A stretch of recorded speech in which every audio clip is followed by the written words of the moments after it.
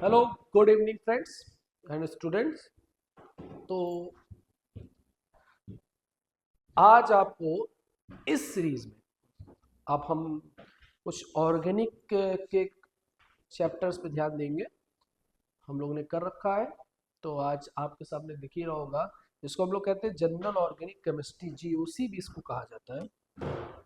इसमें हम लोग क्या पढ़ेंगे? पहली बात कि जीओसी क्या है बेटा? जी, पहले भी पेन चेंज कर लेते हैं बच्चे, आपसे बात भी करेंगे थोड़ी भी। हम लोग क्या पढ़ने जा रहे हैं बेटा? जी ओ सी। जी ओ सी जनरल ऑर्गेनिक केमिस्ट्री, क्लियर?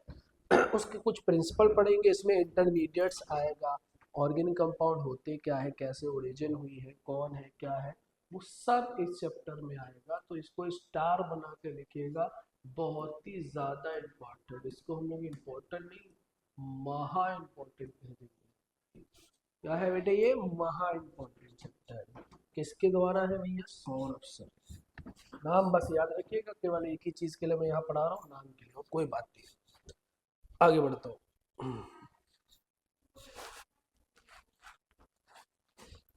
आपको अभी एक चीज भी सुना होगा।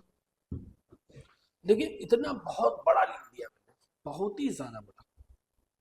ठीक है कि organic chemistry is a branch of chemistry that deal with the carbon compound, but all the compound are not considered in organic compound, CO जैसे, except example CO. So organic chemistry can be defined as the branch of chemistry which deal with the hydrocarbon and its derivatives. Hydrocarbon है basic class of organic compound. This one बहुत सारी चीज लिखी है, तो इसका short version में पढ़ता हूँ पहले। अपने लैंग्वेज को, अपना पढ़ा हुआ चीज ही अलग होता है भाई। देखिए, इसमें नहीं आ रहा है तो हम लोग क्या करेंगे, इसको पहले बैक में जाएंगे। ये बैक में जाए हम लोग, आप लोग चलाना भी सीखें, इनकेस कोई बड़ा आदमी बनेगा तो चलाएगा। ठीक, बात करते हैं पहले कि hydrocarbon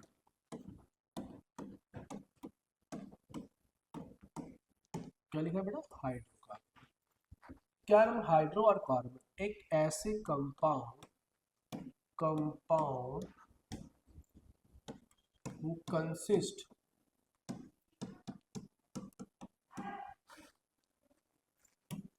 consist only hydrogen and carbon. क्यों उसको अलग पढ़ाया जा रहा है? क्योंकि कार्बन कंपाउंड है, तो बेटा कार्बन की सारी प्रॉपर्टी के अनुसार कार्बन क्या होता है? कार्बन भैया C612 2,4, जिसके आउटर सेल में कितने इलेक्ट्रॉन है? 4। तो जिसकी वैलेंसी क्या हो गई? 4। और वैलेंसी चार्ज है तो इसको हम लोग क्या बोलते हैं बेटा? टेट्रावैलेंट बोलते हैं। क्या बोलते हैं बेटा? टेट्रावैलेंट। और एक इसमें एक प्रॉपर्टी होती है जिसका नाम होता है कैटिनेशन। इसी प्रॉपर्टी की वजह से इस ऑर्गेनिक मतलब कार्बन के सभी कंपाउंड्स को क्या किया जाता है? अलग पढ़ा जाता है, टेट्रावैलेंसी और कैटिनेशन। क्लियर?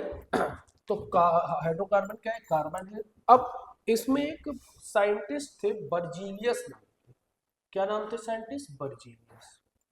उन्होंने पहले कॉन्सेप्ट दिया जिसको कहते हैं वाइटल फोर्स थ्योरी, वीएफटी।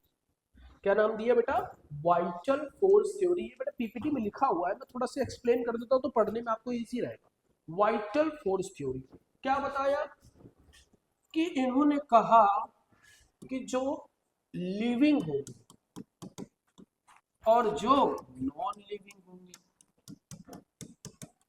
मतलब लिविंग थिंग्स में पाई जाने वाली सारी चीजों की स्टडी ऑर्गेनिक में की जाएगी, और नॉन लिविंग थिंग में पाए जाने वाली सभी चीजों को इनऑर्गेनिक में पढ़ा जाएगा। ये कौन रहा? जैसे मैं आपको पढ़ा रहा हूँ तो भाई आप मेरे स्टूडेंट पढ़ रहे हैं, तो ये भी इन्होंने कोई बात की हो, कोई सुनने वाले होंगे, इन्हीं का एक स्टूडेंट था। ये कितने साल तक पढ़ी गई भैया? 65 ईयर तक ऐसे ही पढ़ा गया। अभी फिजिकल इतना कुछ नाम नहीं, भाई ऐसे ही पढ़ा गया। तो एक इनके स्टूडेंट थे वोहलर। वोहलर ये बातें सुन रहे थे, तो उन्होंने कहा भाई मेरे गुरु जी ने कहा, बर्जीलियस जी ने, तो ये बातें सही होगी। अब वोहलर ने एक बार क्या कर रहे थे कि एक्सपेरिमेंट कर रहे थे, केमिस्ट्री के तो एक्सपेरिमेंट कर रहे थे, अमोनियम साइनेट को ये गर्म कर रहे थे। अब गर्म कर रहे थे और अमोनियम साइनेट किसमें कन्वर्ट हो गया, रीअरेंज हो गया यूरिया में। वाइट कलर का था ये सॉलिड।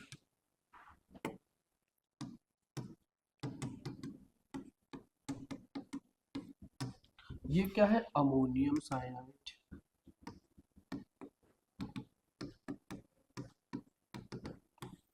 क्लियर, रीअरेंज हो गया भाई। अमोनियम साइनेट इनऑर्गेनिक था, तो भाई साहब ने पढ़ाया था कि इनऑर्गेनिक था, तो इनऑर्गेनिक में पाई जाने वाली चीज है, तो इनऑर्गेनिक से कभी इनऑर्गेनिक ही बना होगा। तो ये जो वाइट पीपीटी आया था, इन्होंने क्या किया, इस पे सारे इनऑर्गेनिक के टेस्ट करने लगे और कोई भी टेस्ट पॉजिटिव नहीं आया, और सारे टेस्ट क्या है, निगेटिव। जब सारे इनऑर्गेनिक के टेस्ट खत्म हो तब इन्होंने क्या करा, ऑर्गेनिक का टेस्ट लगाया। भैया किसका लगाया टेस्ट, ऑर्गेनिक का। तो जब ऑर्गेनिक का टेस्ट लगाया तो भैया एक यूरिया का टेस्ट होता है, यूथरेट, ये दोनों को मिलाएंगे और अमोनिया गैस रिलीज हो जाएगी। तो इनके दिमाग ठनका, भाई इनऑर्गेनिक वाली चीज से ऑर्गेनिक मटेरियल कैसे बन गया, भैया यूरिया ऑर्गेनिक पाया जाता है। तो फिर उन्होंने कहा कि जो वाइटल फोर्स थ्योरी है ये गलत है। और क्या हुआ, किसने इसको रॉन्ग प्रूफ किया, भैया वोहलर ने। तो इसको कहा जाता है यूरिया को फर्स्ट ऑर्गेनिक कंपाउंड,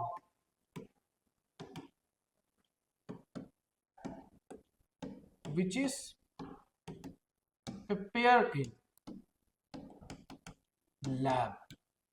ऐसा पहला ऑर्गेनिक कंपाउंड जो लैब में बनाया जाता है, क्योंकि अभी आप तक पढ़ रहे थे सब लिविंग थिंग्स में पाए जाएंगे। तो पहला ऑर्गेनिक कंपाउंड था, किसने बनाया था, वोहलर, जो किसको रॉन्ग प्रूफ कर रहा था, वाइटल फोर्स थ्योरी।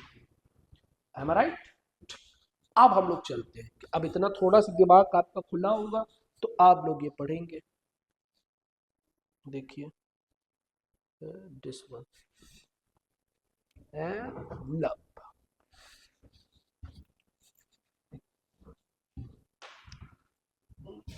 पिले, ठीक। एक एक लाइन में कुछ ना कुछ जानकारी है, यहाँ तो मैंने पढ़ लिया। Hydrocarbon are the major class of organic compound, they are contain only carbon and hydrogen, तो पढ़ाया। All other organic compounds are formed by the replacing one or more hydrogen atom carbon by the other atom, जिसको हम लोग कहेंगे carbon hydrogen derivative या hydrocarbon derivatives. All carbon compound present in the plant animal, maximum किसमें पाए जाए, plant and animal, तभी उन्होंने कहा लिविंग थिंग्स वाला। Are organic compound and hydrocarbon, protein, vitamin, nucleic acid and so on, ये सारी चीजें पाया जाएगा ऑर्गेनिक में। इसी वजह से वो वाइटल फोर्स थ्योरी कह रही थी कि क्योंकि एनिमल और प्लांट में ज्यादातर कार्बनिक पदार्थ पाए जा रहे थे, इसी वजह से वो क्या कर रहे थे, ऑर्गेनिक। तो आगे बढ़ते हैं, ये देखिए आया, and in still time it was believed that the vital force theory, living body, मतलब vital force मतलब living body, is necessary for the production of the organic compound. But in 1828 Franklin Wohler, कौन Wohler, नाम देख लीजिए लिखा हुआ है, कहाँ है चल रहा, ठीक।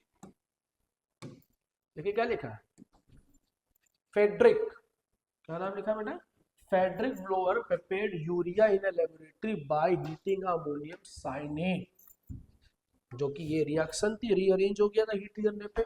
It was a first organic compound which is prepared in a laboratory. Another scientist Kolbe synthesized an acetic acid and Bertillon synthesized methane। Bertillon synthesize, Kolbe ने क्या सिंथेसाइज किया है वोहलर के बाद, एसिडिक, सब फिर एक्सपेरिमेंट करने लगे कि भाई बन सकता है तो बन सकता है, तो सब लाइन से लगने लगे। कोई भी आप सक्सेस कर लो किसी चीज को, उसकी कॉपीराइट बनने लगती है। जब आज हम आगे बढ़ते रहो फिर now day about 95% of organic compound और सिंथेसाइज इन लैबोरेटरी। धीरे धीरे कर कर कभी एक ऐसा टाइम तक कभी नहीं बना सकता था, बट वोहलर ने एक बनाया, उसके बाद एक के बाद दो, दो के बाद तीन, तीन के बाद चार बनते रहे, और आज 95% ऑफ ऑर्गेनिक कंपाउंड को हम लोग कहाँ बना सकते हैं, ऑर्गेनिक में। इवन डायमंड भी, जो कार्बन का एलोट्रोप है, वो भी आज क्या बनाया जा रहा है, आर्टिफिशियल एडी, जिसको कहते हैं आर्टिफिशियल डायमंड। क्लियर? तो यहां तक पहुंच चुके हैं, आगे बढ़ते हैं। ये याद हो जाएगा बच्चे, वाइटल फोर्स थ्योरी वाला। आगे बढ़ो।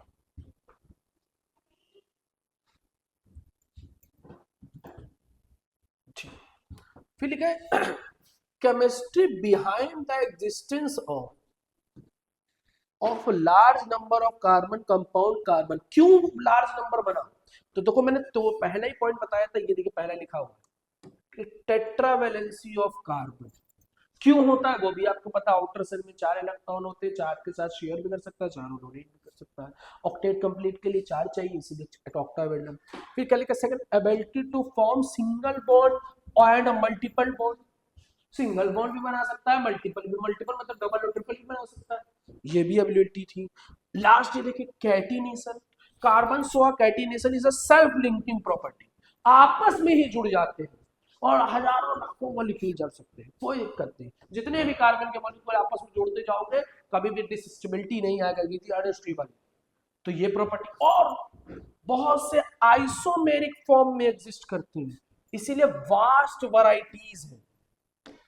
क्यों इतनी वास्ट वैरायटी है? कि टेट्रावैलेंसी है इसकी, दूसरा सिंगल और मल्टीपल बॉन्ड बनाने की कैपेसिटी अवेलेबिलिटी है, तीसरा कैटिनेशन कर सकता है, चौथा अलग अलग आइसोमेरिक फॉर्म में पाया भी जा सकता है।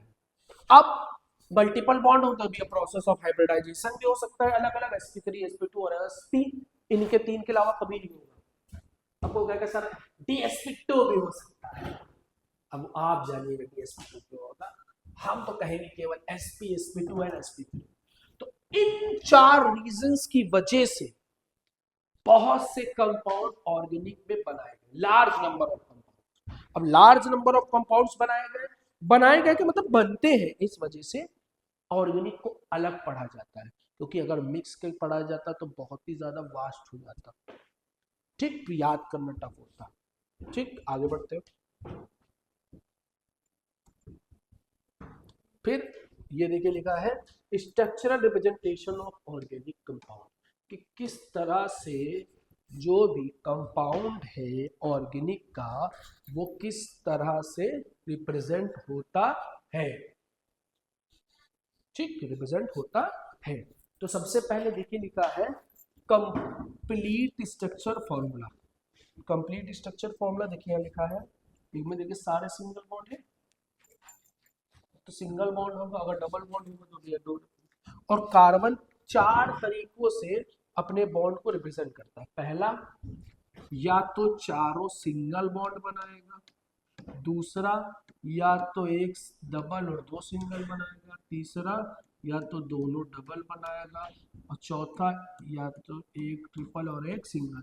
इन्हीं 4 तरीकों से कार्बन अपनी वैलेंसी को क्या करता है, सेटिस्फाई करता है। ठीक, आगे बढ़ते हैं।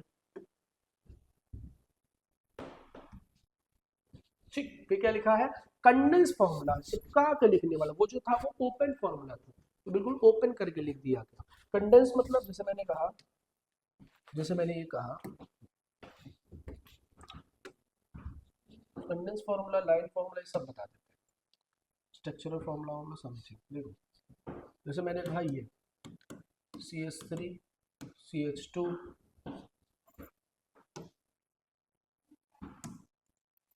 पहले ऐसे लिखो 1 2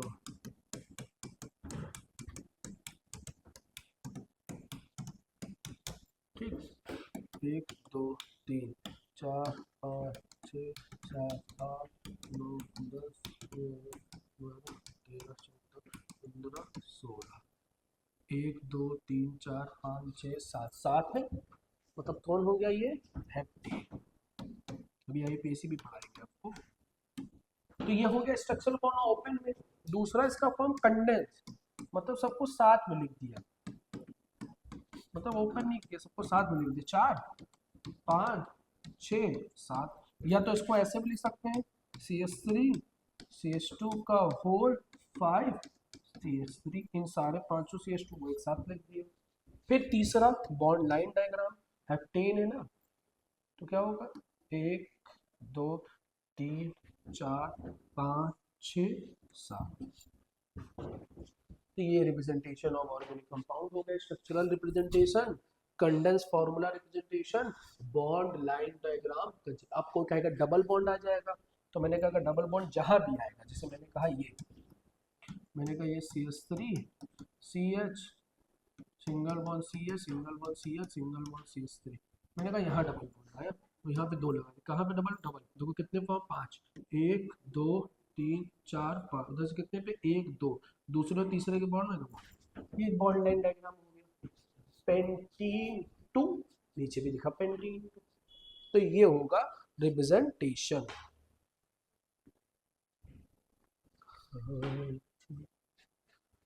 वक्त अपना भी आएगा,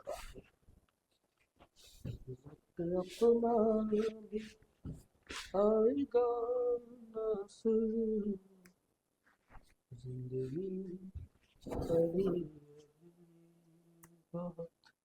देखो क्या लिखा है, 4 लिख दिया, हेक्सेन है तो कोई एक सी 4 अंदर सी, को कंडेंस करके लिख दिया। ठीक, आगे बढ़ते हैं। फिर देखिए बॉन्ड लाइन डायग्राम हमने देखा 4 3, ये सब तो आप पता ही होगा, ऐसा मैं मान रहा हूँ क्योंकि आप बहुत अच्छे बच्चे पढ़ने में, ऐसा मैं मान रहा हूँ कि आप पढ़ लेंगे। तो ये है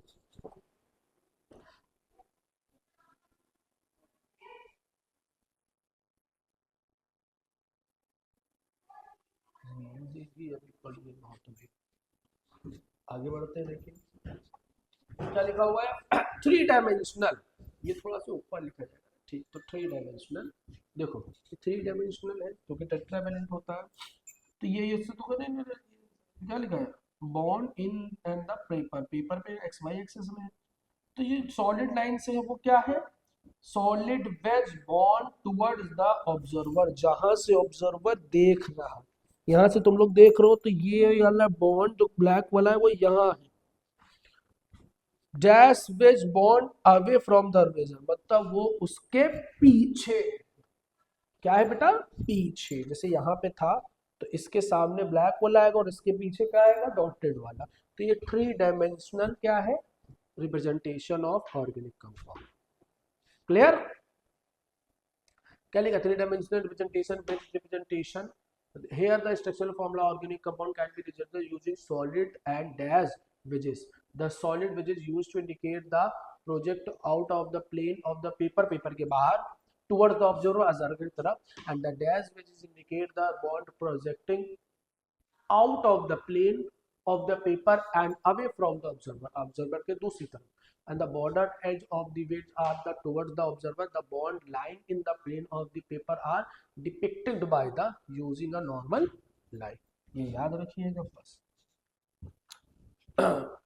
अब ये देखिए लिखा है क्लासिफिकेशन, लिखा साइक्लिक, तो ना क्लासिफिकेशन लिख डाला, देख लीजिए साइक्लिक ओपन चेन पहला, दूसरा देखिए क्या लिखा है साइक्लिक क्लोज चेन, एलिसाइक्लिक है वो साइक्लिक है, जिसमें देखो C single one C multiple bond carbon saturation and saturation, तो इसको हम लोग इस तरह से भी पढ़ाते हैं। देखो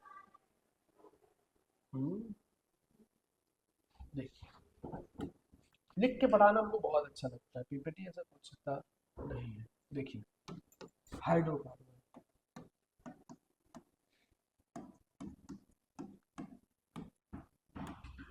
हाइड्रोकार्बन 2 तरह के मैंने कह दिया, एक कह दिया मैंने सैचुरेटेड और एक मैंने कह दिया अनसैचुरेटेड। भैया सैचुरेटेड क्या होते हैं, तो भैया saturated single bonded organic compound, इसमें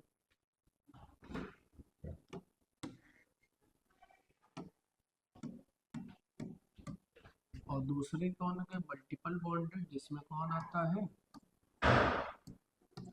डबल और ट्रिपल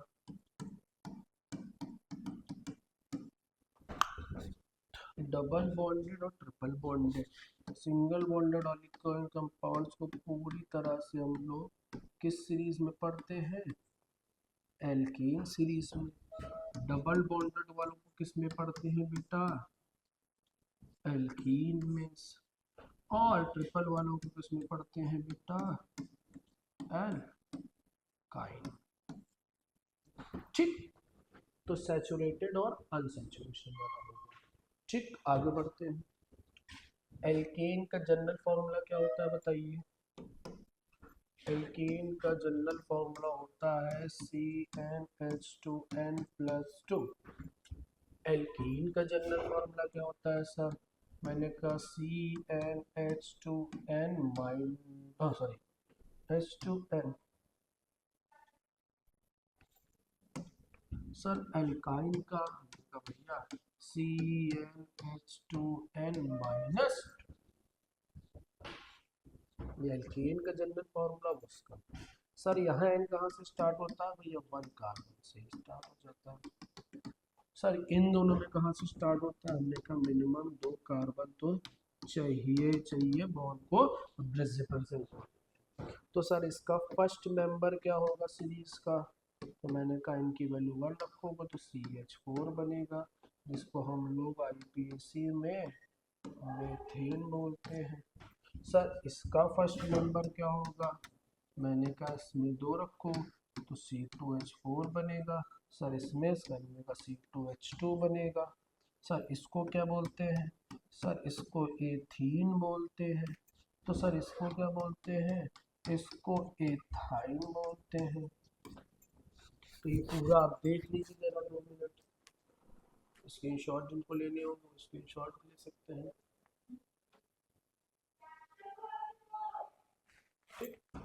क्या है? Hydrocarbon saturated unsaturated saturated single bonded unsaturated multiple bonded, जिसमें आएगा डबल ट्रिपल।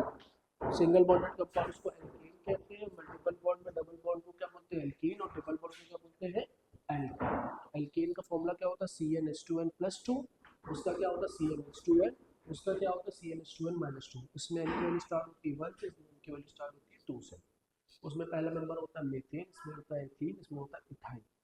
ये हमारा जनरल डिस्क्रिप्शन देख लीजिए। स्क्रीनशॉट लेना हो तो ले लीजिए।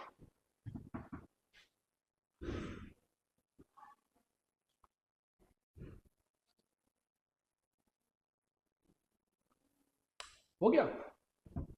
डन। आगे बढ़ते हैं।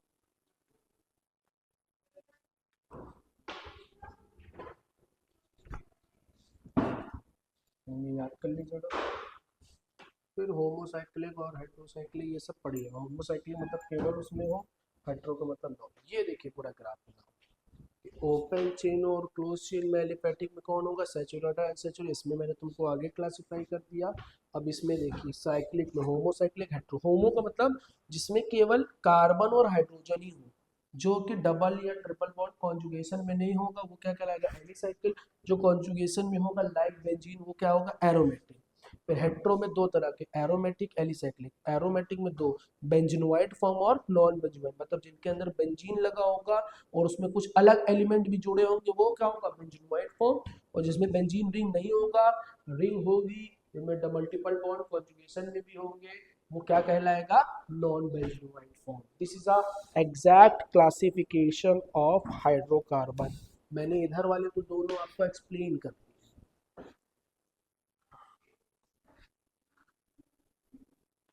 आराम से देखिए।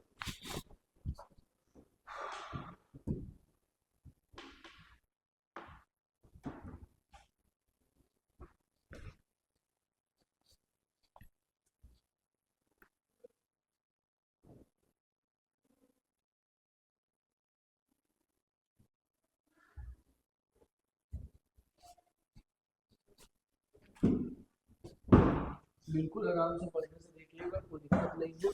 इसके आगे देखते हैं क्या है हम लोगों का फंक्शनल ग्रुप। चलो ये नेक्स्ट क्लास में हम लोग पढ़ेंगे। तो आपका काम क्या है? पूरा रिवाइज करना। और इसमें बेटा बहुत अच्छी चैप्टर है, पूरा टोटल लर्न करके आना है आपको।